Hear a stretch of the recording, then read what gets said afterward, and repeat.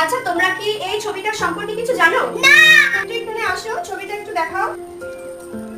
এই ছবিটা যিনি, তার নাম হচ্ছে সর্বপল্লী রাধাকৃষ্ণন। একে কেন আমি এখানে এসেছি, তোমরা টিচার্স ডে মানে কি জানো? সর্বপল্লী রাধাকৃষ্ণন হচ্ছে ভারতের একজন মহান শিক্ষক, ঠিক আছে?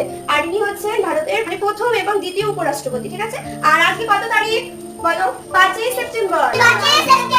আর আজকে হচ্ছে হ্যাপি টিচার্স ডে। কেন হ্যাপি টিচার্স ডে? কারণ এই যে আমাদের শিক্ষক, এনার আজকে জন্মদিন, ঠিক আছে? তো আমরা রাধাকৃষ্ণনের জন্মদিন হিসেবে এই 5ই সেপ্টেম্বরকে হ্যাপি টিচার্স ডে উপলক্ষে আমরা পালন করি, ঠিক আছে?